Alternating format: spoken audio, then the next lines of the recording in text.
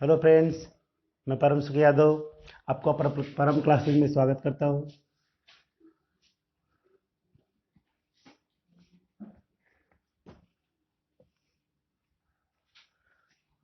आज मैं जो पढ़ाऊंगा वो कौन सी संधि होगी? स्वर संधि। स्वर संधि के बारे में सविस्तार वर्णन मैं करूंगा। स्वर संधि, देखिए, स्वर संधि को पढ़ने से पहले आपको ये जानना जरूरी है कि स्वर होते क्या हैं। आपको मैं बता दूं, अगर आप लोगों ने वर्णमाला का मेरा वीडियो देखा होगा, उसमें मैंने पढ़ाया है स्वर क्या होते हैं। सबसे पहले ये जान लीजिए, स्वर जो है स्वतंत्र ध्वनि होती है। कैसी ध्वनि होती है? स्वतंत्र ध्वनि होती है, यानी कि वह वर्ण जो बिना किसी की सहायता लिए स्वयं बोले जाते हैं उनको क्या कहते हैं? स्वर कहते हैं। और दूसरी चीज, स्वरों की संख्या मैंने कितनी बताई थी? 11 बताई थी। कौन कौन से स्वर होते हैं?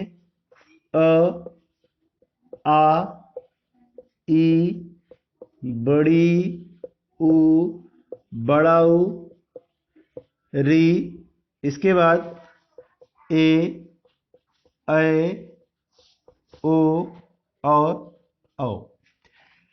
ये आपके चार क्या हैं? मूल स्वर। इसको कह सकते हैं आप लोग लघु स्वर या हर्ष स्वर। और ये सब क्या है आपके? दीर्घ स्वर। लेकिन यहां पर आपको मुख्यतः दीर्घ स्वर कितने पढ़ने हैं? 3। और ये जो चारों हैं इनको हम सिर्फ क्या मानेंगे? संयुक्त स्वर। क्या मानेंगे? संयुक्त स्वर मानेंगे। 3 आपके दीर्घ स्वर हैं, बाकी ये चारों क्या हैं? संयुक्त स्वर हैं। इन सबको मिलाकर जो होता है वो क्या कहलाता है? संधि स्वर। कौन सा स्वर कहलाता है? संधि स्वर। अगर आपसे कभी एग्जाम में पूछे कि संधि स्वरों की संख्या कितनी होती है, तो 7 होती है। तो अब आपको मुझे समझना क्या है? आपको और मुझे ये समझना है कि हमको स्वर के बारे में जानना है, और स्वर से संबंधित जो संधि बनेगी उस संधि का नाम क्या होगा? स्वर संधि। यानी हमें स्वर संधि में स्वरों से संबंधित ही ज्ञान के बारे में पढ़ना है, और स्वर ही हमारे लिए इस टाइम जरूरी भी है। अब देखिए, हम स्वर संधि की शुरुआत करते हैं। सबसे पहले ये जान लेते हैं स्वर संधि कहते किसे हैं। तो अभी मैंने कहा कि स्वर की बात करेंगे, इसका मतलब है कि संधि, स्वर संधि कैसे बनेगी? दो स्वरों के मेल से। और दोनों स्वर, ये जो स्वर होगा यह प्रथम शब्द या शब्दांश का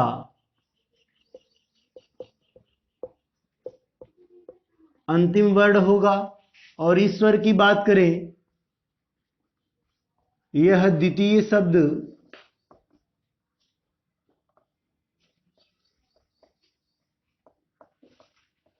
या शब्दांश का प्रारंभिक वर्ण होगा। प्रारंभिक का मतलब प्रथम वर्ण। जैसे एग्जाम्पल के तौर आप देखें, मैंने एक एग्जाम्पल लिखा,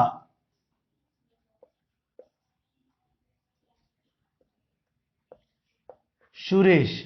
और सुरेश को अगर मान लीजिए हम तोड़ते हैं तो इसको दो भाग में हम लिख देते हैं, शूरधन ईश। यहां पर देखिए, प्रथम शब्द क्या है? सुर है। और द्वितीय शब्द क्या है? ईश है। तो प्रथम शब्द का अंतिम वर्ण इसमें र में कौन सा होगा? अ। और ये द्वितीय शब्द का प्रारंभिक वर्ण क्या है? ई। तो इन दोनों को मिलाकर जो परिवर्तन होगा वो क्या होगा? ए। यानी अ और ई मिलकर क्या बनता है? ए बनता है, जिसको कंठ तालव्य स्वर कहते हैं। अब अ और ई के स्थान पे अगर जिन बच्चों को मैथ आती है वो बहुत आसानी से समझ जाएंगे, और जिनको नहीं आती है वो थोड़ा सा ध्यान देंगे कि हम कर क्या रहे हैं। यानी कि अगर इसमें से अ निकाल दिया और इसमें से ई निकाल दिया, इन दोनों को जोड़ने पर हमें क्या प्राप्त हो रहा है? ए। इसका मतलब है कि ए को हम किस में जोड़ेंगे? र में। कैसे जोड़ेंगे वो भी जान लीजिए। देखिए, हम यहां पर अगर र में से अ निकाल दिया तो र हो गया आधा, और इधर क्या हो गया? शु। और इधर इन दोनों के स्थान पे क्या लिखेंगे? हम ए लिख देंगे। इधर क्या बचा? ईश। यानी ए को किसके साथ जोड़ देंगे, व्यंजन के साथ।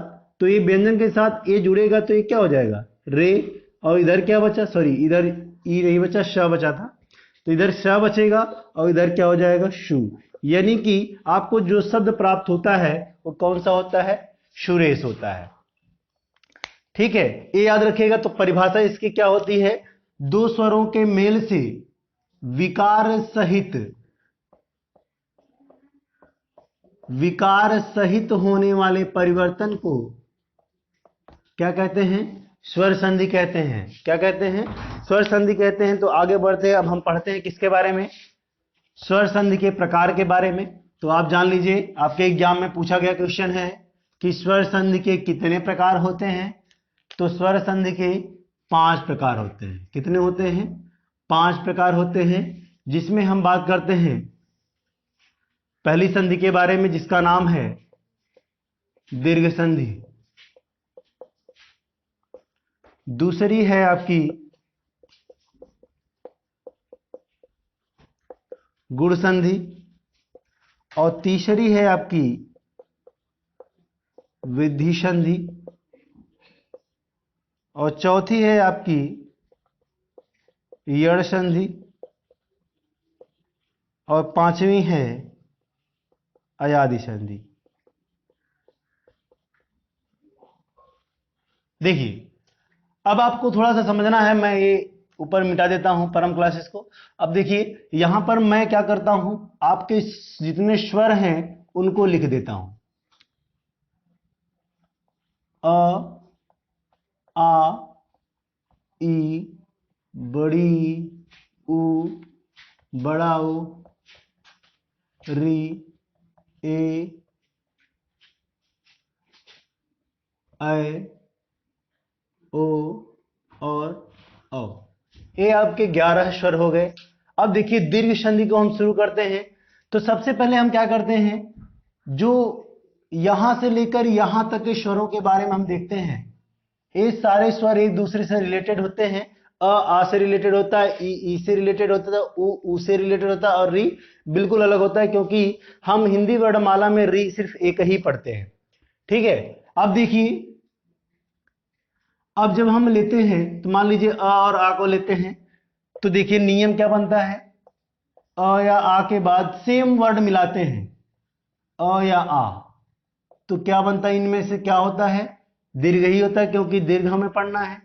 अब ई को ले लेते हैं, ई या बड़ी, उसके बाद सेम ई या बड़ी लिखते हैं, तो इनके स्थान में क्या आता है, बड़ी। देखिए, सूत्र याद करने का ट्रिक है। उसके बाद ऐसे ही सेम ऊ का लेते हैं, ऊ या बड़ा ऊ के बाद ऊ या बड़ा ऊ आता है, तो इसके स्थान पे क्या लिखते हैं, बड़ा ऊ। और री की बात करें, री एक अपवाद की तरह इसे प्रयोग किया जाता है, क्योंकि री और री मिलकर बड़ी री नहीं बनता, सिर्फ री ही बनता है, जो हिंदी में पढ़ते हैं, और संस्कृत में तो बड़ी री बनता है। देखिए, अब गुण संधि के बारे में हम पढ़ते हैं। गुण संधि में हम क्या करते हैं, अब वर्ड को कॉमन लेके चलते हैं। अ और आ को क्या कर दिया हमने, जोड़े वर्ड को कॉमन कर दिया, समान वर्ड को। अब अ या आ को कॉमन ले लिया, तो इसके बाद बचा क्या, ई या बड़ी। हम इसके बाद क्या लिखते हैं, ई या बड़ी। अब अ या आ के बाद ई या बड़ी आता है, तो इनके स्थान में क्या कन्वर्ट होता है, ए। उसके बाद फिर अ या आ को कॉमन लेते हैं, अ या आ को कॉमन ले लिया, तो इसके बाद क्या बचा, ऊ या बड़ा ऊ। तो अब इन सब के स्थान पे क्या आएगा, ओ। अब देखिए, इसके बाद हम क्या करते हैं, अ या आ को कॉमन लिए ही, इसके बाद क्या बचता है, ऊ या ऊ के बाद क्या आएगा, री। अब इसके स्थान पे क्या हो जाएगा, ये थोड़ा सा बदल जाता है, क्या बन जाता है इसके स्थान पे, अर। और यही चीज अगर जब हम पढ़ते हैं किसमें, संस्कृत में, तो अ या आ के बाद अगर री आता है, तो उसके स्थान पे क्या बन जाता है, जो है कि कन्वर्ट हो जाता है दूसरा। अब देखिए, वृद्धि संधि में हम चलते हैं। ये आपके गुण संधि का सूत्र हो गया। अब वृद्धि संधि की बात करें, तो अभी हमने किसको कॉमन लिया है, अ या आ को ही कॉमन लिया है। उसके बाद क्या आएगा, ए या ए। ए या आई को अगर रखेंगे एक साथ, तो क्या हो जाएगा, इसके स्थान पर अय हो जाएगा। फिर अ या आ के बाद किसको कौन बचा है, ओ या औ बचा हुआ है, तो इनके स्थान पे क्या लिख देंगे हम, ओ या औ। अब देखिए अ या आ के बाद ओ या औ आएगा, इनके स्थान पे वृद्धि होती है भाई, तो क्या हो जाएगा, अ होगा। वृद्धि संधि का मतलब होता है कि जो ओ ए हो उसमें एक मात्रा की वृद्धि हो जाए और जो ओ हो उसमें भी एक मात्रा की वृद्धि हो जाए, इसीलिए इसको क्या कहते हैं, वृद्धि संधि कहते हैं। अब हम बात करते हैं यड़ संधि का। आप देखिए अ का कॉमन जो रूप था वो पूरा कंप्लीट हो गया। अब हम बात करते हैं यड़ संधि को, यहां से हटाकर यहां लिखते हैं।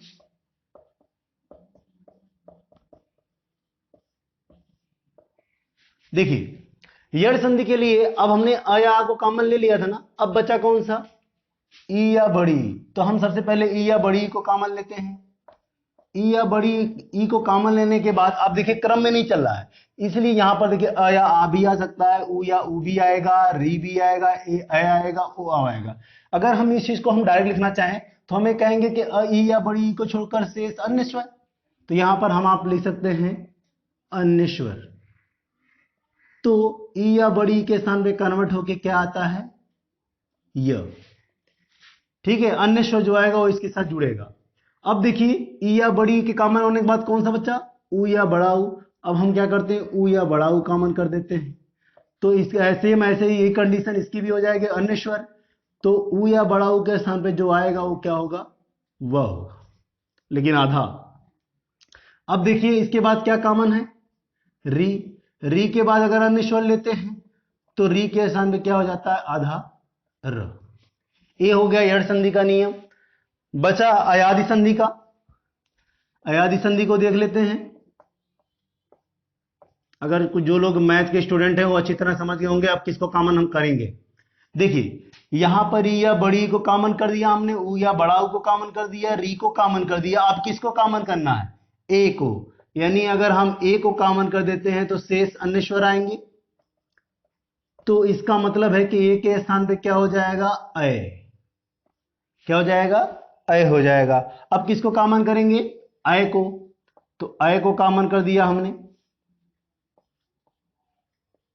उसके बाद अन्य स्वर आएगा, तो अय के स्थान पे क्या हो जाएगा, आय। अब हम ओ को कॉमन करते हैं, इसके स्थान पे क्या हो जाएगा, अव होगा।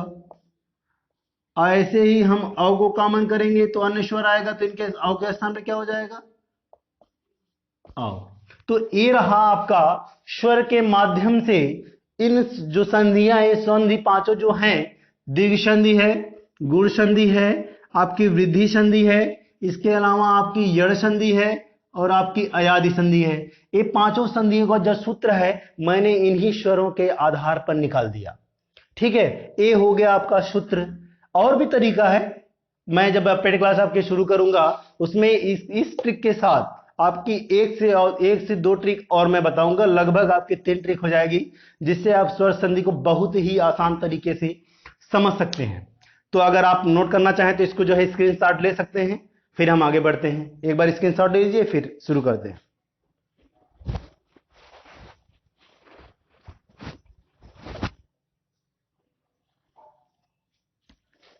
हो गया, चलिए मिटा देते हैं।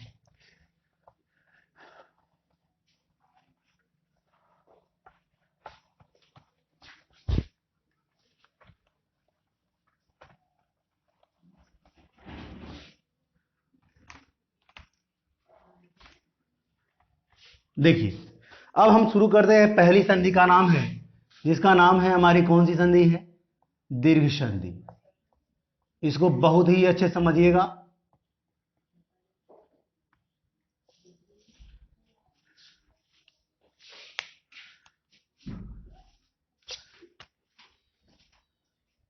दीर्घ संधि,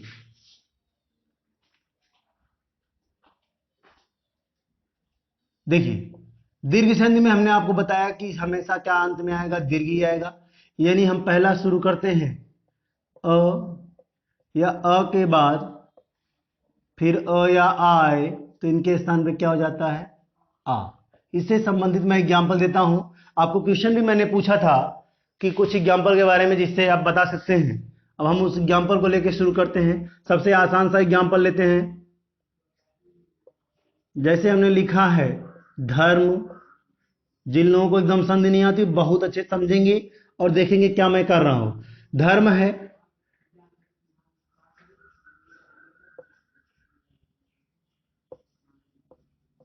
धर्म प्लस अर्थ। देखिए यहां धर्म में क्या है, अ है, और यहां पर क्या है, अ है। अ और अ मिलकर क्या हो जाएगा, जल्दी बताइए क्या होगा, आ। अभी मैंने बताया, फिर से मैं आपको बता रहा हूं, ए आ जो है किसके साथ जुड़ेगा, म के साथ जुड़ेगा। तो यहां पर क्या हो जाएगा, ऐसे हो जाएगा। इधर क्या बचा, ये बचा, और इधर क्या बचा, ध। एक तरीका डायरेक्ट करने का हो गया ए। दूसरा तरीका देखिए, दूसरा एग्जांपल मैंने दिया है, जैसे परम प्लस अर्थ। आपके पढ़ाने वाले सर जी का भी नाम क्या है, परम ही है। देखिए यहां पर क्या है, अ है, और यहां पर क्या है, अ प्लस अ मिलके क्या हो जाएगा, आ। यानी कि इन दोनों के स्थान पर हम क्या लिख सकते हैं, आ। तो इधर क्या बचा, थ बचा। इधर म क्या हो गया, आधा, क्योंकि अ निकल गया है, और इधर र हो गया, इधर प हो गया। अब देखिए, याद रखिएगा, किसी भी अर्ध व्यंजन के बाद यदि कोई स्वर आता है तो वह स्वर उस अर्ध व्यंजन के साथ जुड़ जाता है। यानी आ के साथ क्या जुड़ेगा, म जुड़ जाएगा। तो यानी यहां पर क्या हो गया, मां हो गया, और इधर क्या बचा, थ, और इधर र, और इधर क्या हो जाएगा, परमार्थ। ठीक है। अब जैसे देखिए अगला है, हमने एक शब्द लिया देह प्लस अंत। यहां पर देखिए क्या है, अ है, और यहां पर क्या है, अ है। तो अ और अ मिलके क्या हो जाएगा, आ। यानी आ किसके साथ जुड़ेगा, ह के साथ। अब डायरेक्ट करेंगे हम लोग, तो यहां पर क्या हो जाएगा, देहांत। तो जल्दी से बताइए, सत्य प्लस आग्रह का शब्द क्या बनेगा, जल्दी बताइए। यहां पर आ है, यहां पर आ है, आ मिलके क्या हो जाएगा, आ। तो आ किसके साथ जुड़ेगा, य के साथ। तो ये क्या हो जाएगा, त्याग्रह, और इधर क्या हो जाएगा, श। ठीक है। तो ऐसे ही ढेर सारे एग्जाम्पल के साथ अब अगला एग्जाम्पल देखेंगे हम लोग। जैसे मैंने पूछा था आप लोगों से कि सावधान में कौन सी संधि है, तो जान लीजिए आज सावधान में कौन सी संधि है। तो देखिए यहां पर श है, उसके बाद यहां पर क्या लिखा है, अवधान होना चाहिए, नहीं बिल्कुल नहीं, अवधान। क्योंकि मैंने कहा है कि संधि विच्छेद करते समय इस बात का ध्यान देंगे, शब्द जो होगा वह सार्थक होगा, निरर्थक शब्द नहीं होगा। यहां पर स जो है वह उपसर्ग है, और श का तात्पर्य सहित होता है। इससे जो समास बनता है उसको तुल्य बोधक बहुव्रीहि समास कहते हैं। जिसको तुल्य बोधक या शबोधक बहुव्रीहि समास कहते हैं। और यहां अवधान का मतलब क्या होता है भाई, ये जान लीजिए, ध्यान या सतर्क। ठीक है, इस बात का ध्यान जरूर रखिएगा कि अवधान का मतलब क्या होता है, ध्यान या सतर्क। यानी ध्यान सहित या सतर्क सहित को क्या कहते हैं, सावधान। यानी इसमें कौन सी संधि होगी आपकी, दीर्घ संधि होगी। कौन संधि होगी, दीर्घ संधि होगी। और भी एग्जाम्पल हैं, मैं उनके बारे में बात कर रहा हूं। जैसे एक एग्जाम्पल लिखा मैंने, मिटा देते इसको, एकदम अच्छे से समझ में आ जाना चाहिए। अब देखिए कुछ एग्जाम्पल मैं लिख रहा हूं बिल्कुल अलग है। जैसे स्वार्थी है, अगर आपसे पूछे कि स्वार्थी में कौन सी संधि है, तो सबसे पहले इसका हम संधि विच्छेद करेंगे। और ये क्या होगा, कुछ लोग ज्यादा ज्यादा ए करते हैं, स्व प्लस अर्थी, बिल्कुल सही है।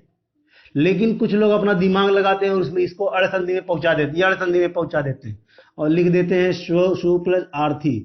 देखिए बच्चों एक बात ध्यान दीजिएगा, आर्थी का मतलब कुछ नहीं होता, ये निरर्थक शब्द है।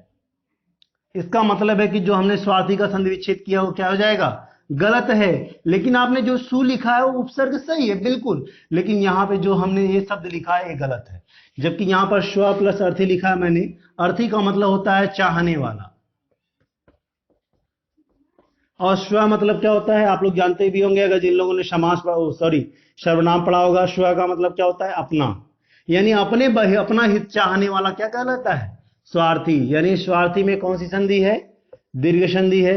क्यों है, क्योंकि यहां पर स्व में अ है, यहां पर अ है, अ और अ मिलके क्या हो जाता है, आ हो जाता है। यानी कि स्वार्थी जो शब्द है उसमें कौन संधि है, दीर्घ संधि है। जैसे हमने एक एग्जांपल लिखा, काल प्लस अंतर, काल प्लस अंतर। तो यहां पर क्या हो जाएगा, देखिए काल है, यहां पर अंतर है, काल में क्या है, अ है, और यहां पर क्या है, अ और मिलके क्या हो जाएगा, आ, यानी ला में क्या जुड़ेगा, आ।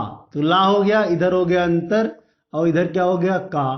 क्या शब्द बना, कालांतर। और एग्जांपल जैसे देखिए,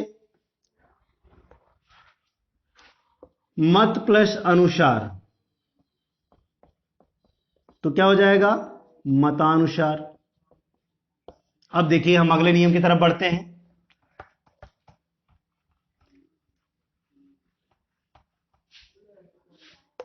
दूसरा हमारा जो नियम है वो ई या बड़ी के बाद फिर ई या बड़ी ई आएगा, तो उसके स्थान पे क्या हो जाएगा, बड़ी हो जाएगा। क्या हो जाएगा, बड़ी।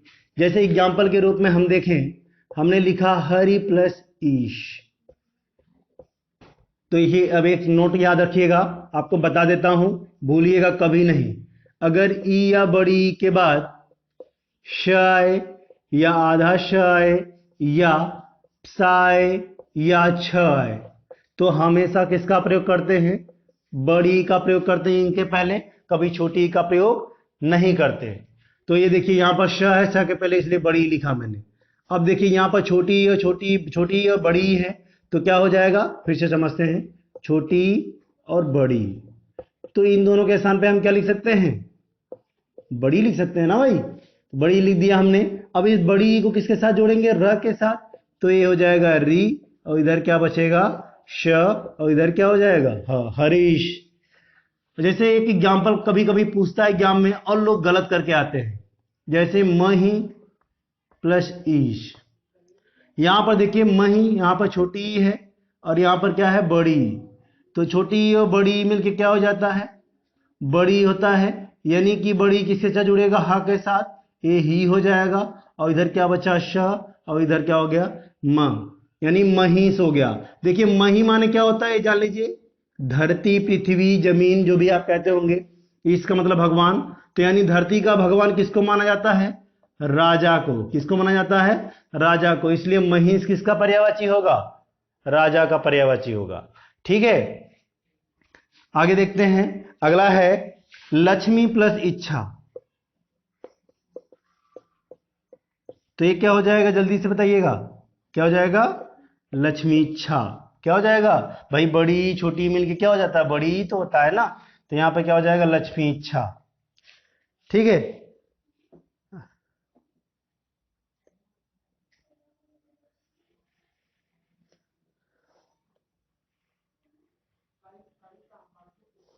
अगला एग्जांपल देखिए, कपि प्लस ईश है, क्या हो जाएगा, कपीश। कपीश किसका पर्यायवाची है, हनुमान जी का पर्यायवाची है। किसका है, हनुमान जी का है। और कपि मतलब क्या होता है, बंदर होता है।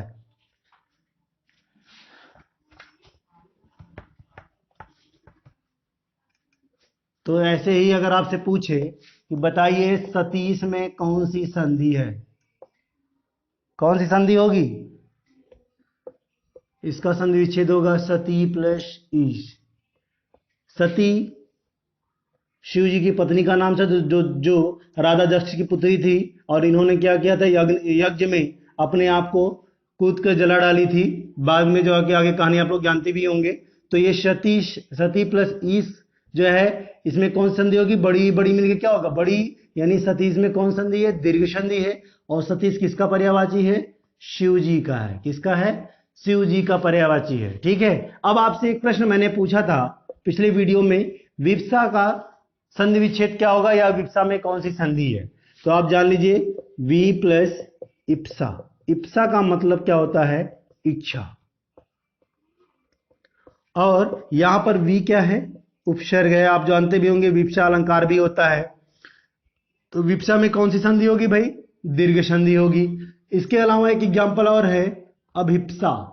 अभिप्सा में भी कौन सी संधि है, इसका संधि विच्छेद होगा अभि प्लस इप्सा। यहां पर अभि जो है उपसर्ग है, और इप्सा के बारे में तो आप जान ही चुके हैं, क्या है, इच्छा है। तो यानी अभिप्सा में भी कौन संधि होगी, दीर्घ संधि होगी। आगे बढ़ते हैं, अगला है नियम।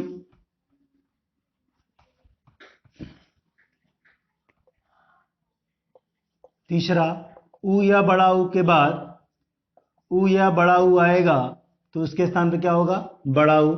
जैसे हमने लिख दिया भानु प्लस उदय, तो छोटा ऊ मिलकर क्या हो जाएगा, बड़ा ऊ, यानी ना के स्थान पे क्या लिखेंगे हम, बड़ा ऊ लिख देंगे। इधर क्या बचा, दय, और इधर क्या हो जाएगा, भा, यानी क्या हो गया, भानुदय। देखिए एक बात तो इंपॉर्टेंट है कि भानुदय जब भी लिखेंगे तो वहां पर बड़ा ऊ होगा, लेकिन इसका सब संधि विच्छेद करेंगे तो छोटा ऊ होगा। ठीक है। अगला देखिए, कुछ लोगों का मानना है कि मृत्योपरांत लिखा जाता है। क्या लिखा जाता है, मृत्योपरांत, और मैं लिख रहा हूं मृत्युपरांत। अगर आप लोग को जो सही लगे आप लोग अपना डिसाइड कीजिएगा, लेकिन मैं यहां पर आपको अंतर समझा रहा हूं कि इसका मतलब क्या होता है। देखिए मृत्योपरांत अगर देखेंगे तो इसमें हमेशा गुण संधि को दिखाएगा, लेकिन यहां पर गुण संधि नहीं होगी, वो भी गलत हो जाएगा। कैसे, देखिए मृत्यु जो है गुण संधि का नियम है कि अ के बाद ई आएगा तो क्या हो जाएगा, ए होगा, और अ के बाद उ आएगा तो क्या हो जाएगा, ओ होगा। तो यहां पर यानी अ हो जाएगा, मृत्य हो जाएगा, और इधर क्या हो जाएगा, उपरांत। अब आप लोग बताइए, मृत्य कोई शब्द है, बिल्कुल नहीं है। मृत होता है, मृत जो है विशेषण है, मृत व्यक्ति, तो मृत यहां पर विशेषण है, लेकिन आपको यह बताना है कि मृत्य क्या होता है। हम मर्त भी होता है, मर्त मतलब मरने योग्य जो हो उसे मर्त्य कहते हैं, लेकिन मृत्य कोई शब्द है नहीं, यानी ये निरर्थक शब्द है, इसलिए यहां पर गुण संधि भी नहीं होगी। अगर आपसे कभी भी वर्तनी में मृत्यु उपरांत दिया हो तो इसको गलत मानिएगा, ये अशुद्ध वर्तनी है। तो मृत्यु उपरांत का जो संधि विच्छेद होगा, मृत्यु प्लस उपरांत। आप देखिए मृत्यु आप जानते ही होंगे, उपरांत भी है, यानी छोटा ऊ मिलकर बड़ा ऊ हो जाता है, यानी यहां पर मृत्यु उपरांत शब्द क्या माना जाएगा, सही माना जाएगा। ठीक है। अगला है, जैसे एक एग्जांपल और भी है, आप लोग, ये तो बड़ा ही आसान है, वधु प्लस उत्सव। बड़ा ऊ छोटा ऊ मिलकर क्या हो जाएगा, वधुत्सव। ऐसे ही एक और एग्जांपल है, लघु प्लस उर्मी, क्या हो जाएगा, लघुर्मी। क्या हो जाएगा, लघुर्मी।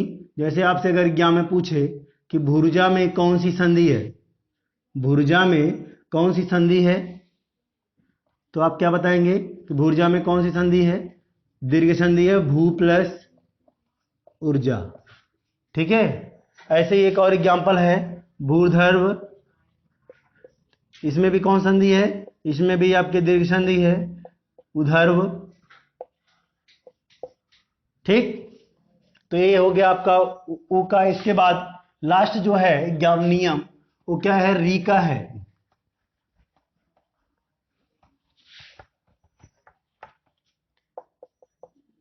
री के बाद अगर री आएगा तो इसके स्थान पर री क्या हो जाएगा, री होगा। जैसे एग्जांपल के तौर पर आप देखें, पितृ प्लस ऋण, तो ये भी क्या हो जाएगा, पितृ। मातृ प्लस ऋण क्या हो जाएगा, मातृ। होत्र प्लस ऋकार,